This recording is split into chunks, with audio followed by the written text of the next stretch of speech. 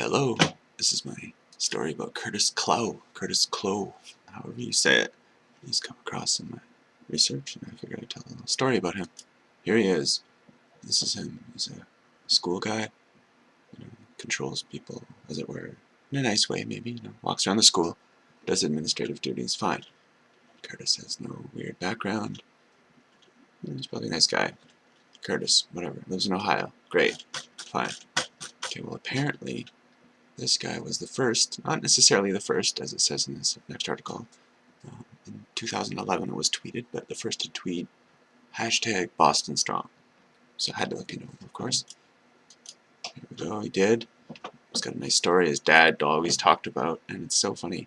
In another article it says how much even more his dad went on about how everybody in Boston was strong. And here we go, see, it says he recalled using it, but in another article, it's funny, he kept saying, says his dad just kept talking about the people in Boston. And they didn't live there, right? So you imagine his dad would go there and just, it's very unlikely that he'd come back and just keep talking about the city that he was in.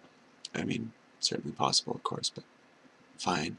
And of course, on a cell phone, it's a theme. Doesn't sound like it unless you're really involved in this topic, but cell phones, communication is certainly a theme of the Boston thing. Anyways, I'm getting off track. Nicholas Reynolds and Chris Dobbins, I've looked into them a lot. I'll make another video about them perhaps. But Curtis here rather, he's said to be the first one to tweet it. He got it all started, this viral thing that happened, right? Okay, fine. Well, was it perhaps the Red Sox? They were the ones who, it was, what's his name? Middlebrooks. Here we go, it says, it's a possibility that he helped it go viral, as it were.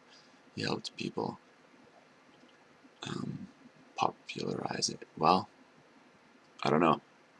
But it's weird that Curtis has, in fact, met the management from the Red Sox. I mean, whatever, it's just a coincidence. Who knows. But, and then there's one more little astounding coincidence. You dig into his background a little bit. He works with the Department of Homeland Security on anti-terrorism level technology, putting bullshit, just essentially cameras in schools or whatever, just absolutely money draining fucking bullshit. Anyways, that's the story of Mr. Curtis.